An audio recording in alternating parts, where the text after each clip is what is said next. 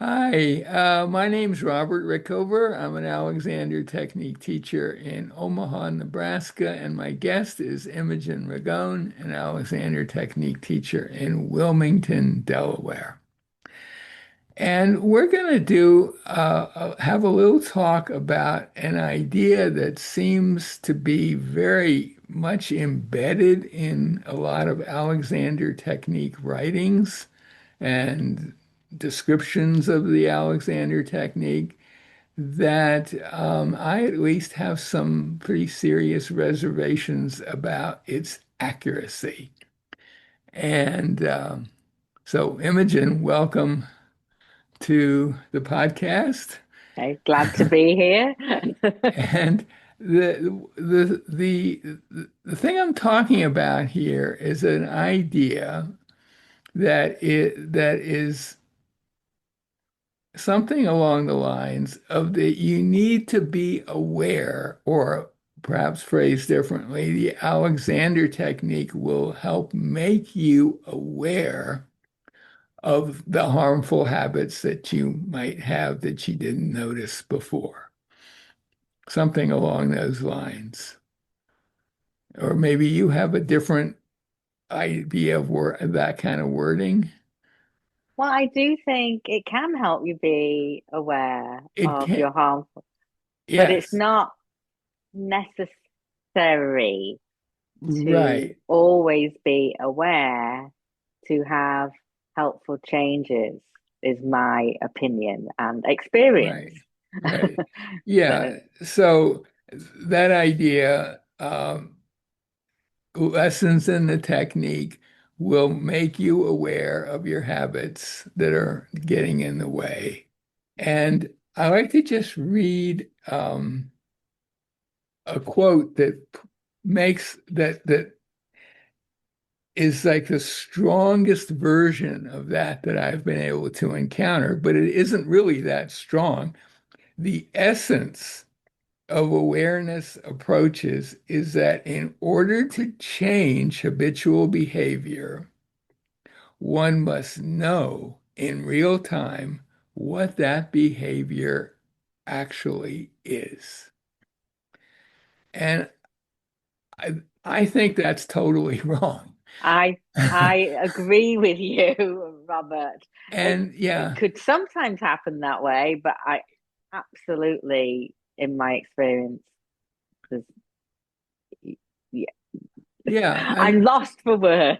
yeah, I mean, Um, when I use any direction, whether it's the classic, my neck is free, or paradoxical, I'm not walking while I'm walking, or any Alexander direction, I'm not particularly interested or even aware of any particular outcome that's going to come. Some new noticing, oh, I'm clenching here or whatever. I use a direction assuming that chances are I'm doing some things sometimes that aren't helpful. And I would like to improve that situation. And I don't really care whether I notice the specific things improving. If I notice an overall improvement, I'm happy with that outcome. And I think it's kind of a little bit dangerous even because it sort of makes someone, particularly say a new student, feel that they have to notice the pattern that they have been doing when all they have to do is just use the direction. And and see if what happens. and the Yeah. worst the worst outcome that could come would be, well, we the unconscious mind says, I don't really see anything that needs fixing, so I'm not going to do anything. But Or you don't notice anything, or and I that don't could. notice anything. I'm It's so remembering subtle that you know me, the your unconscious story. mind, knows about it, but your conscious mind's not ready for it yet, or just not capable of it yet. And Remembering, Robert, your story of when you first started lessons, and you said that you, if I'm remembering correctly, that you didn't personally notice any changes internally, but Internally, there were nothing. external. No, I noticed what I had going for me is that I noticed the day after my first lesson when I went for a walk and it was a little chilly in Toronto in the fall, and I suddenly noticed that my hands weren't where they usually were, which was kind of tucked into the side pockets of my Mhm. jacket. They were hanging. And I go, why are they doing that? Let's put them back. And then after two or three of those, I realized, oh, I bet that has to do with Mhm. something about the lesson. But I didn't feel different. I just noticed my So arms this is an didn't. awareness after, not before, right? Which Was the an awareness of a tendency to maybe clench a little bit when I was putting my hands in my pocket. But I didn't even think in terms of clenching. I just thought, well, maybe it's just there's some advantage in the arms being free and to just fall where they were going to fall. And I had that same multiple examples of that, clothes not fitting anymore. I didn't feel that different, but I did notice that I had to buy new clothes. But what strikes me about how this is relevant to the Yeah, quote is that you didn't have to be aware of those things beforehand to make the change. You were aware exactly. that they had happened afterwards. I'm also struck, Robert, we just did a different interview about experimenting with a couple of new directions that you've come up with. Hmm. And I you right there during the interview, you said one of them, my eyes are free, and I noticed that my back released.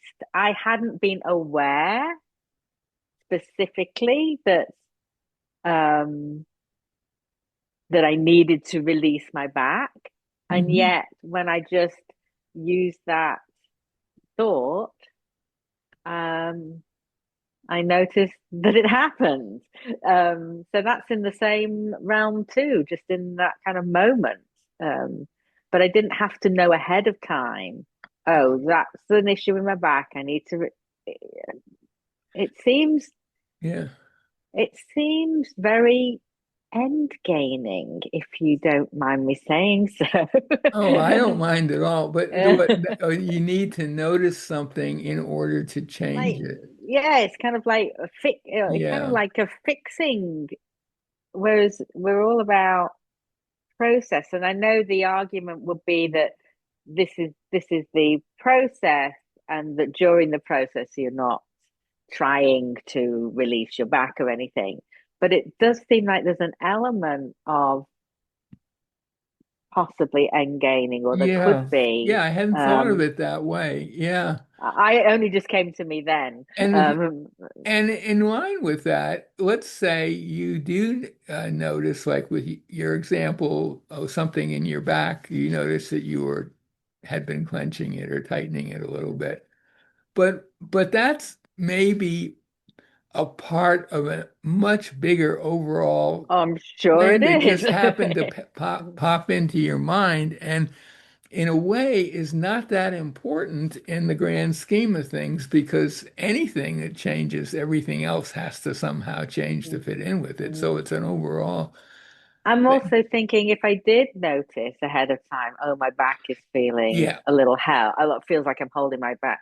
I still would want to be in this experimental. Well, I'll just try a direction and see what happens, rather than trying to um, be very Or specific. even Uh, go so far as to, I'm just going to use the direction that I know from experience has been useful mhm. and just toss it out there without any Expect. expectation of anything or even, I think, ideally, any interest in the outcome. Yes, Ideally, ideally, and both those things are very very challenging. ideal. They're very But yes, ideal, but they're but good. yes, They're that is really good to keep in mind, that you're not. expecting or trying to, or even it doesn't matter if you notice or not. It Yeah, you doesn't, might notice and you just say, "Oh, hi, that's nice, but right now, I'm working yeah, on using this yeah. direction." And I think the thing is there's quite a range of people's ability to notice things in their bodies and notice changes in those things. And I suspect that I'm at the far end of not noticing because the first time I ever actually noticed a change when a teacher was working with me was halfway through the training course. And I was shocked. There was this weird feeling across my upper chest, and it was I can't think of her name now, but I said, what's going on with this?" And she Hmm. said, "Oh, Bob, you're just widening a little bit." I thought, "Oh, that's what Hmm. that's what it feels like." So I think there's a big variation. When I first started teaching, I was astonished how people actually notice the effect of a little hands-on work or verbal guidance. How did they know? How did they know how to do that? It took me 2.5, 3 years to get to that point.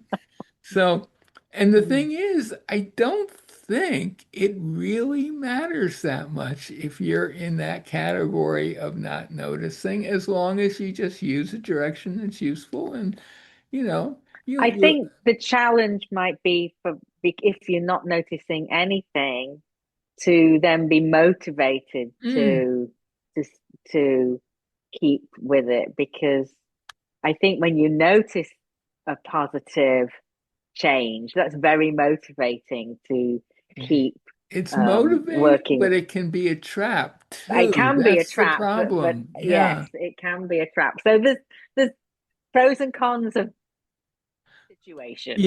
So My advice to people like me who don't notice all that well, um, it'd be pay attention to what people say about what they see with you. mhm, Because that a lot of times, just people with no Alexander experience at all will say something like, "Oh, are you doing something different? You look easy, you look lighter or something." There and value that because they're just giving you straight up mhm. feedback, and that's the best kind to have, really, in a case like that. So that's my pet peeve that I wanted to get off my Yes, and as chest. soon This, as you said it, I realized it's a pet peeve of mine as well. yeah. Well, I So didn't know. I didn't know it would yeah, be, but it doesn't yeah. seem to be a pet peeve of very many people in Mhm. the Alexander world. Because I mean, I see that kind of thing everywhere, and I may have even said that myself. I And think some of my early yeah, copy on my website, I probably said, and it's not untrue, but it's not the whole story.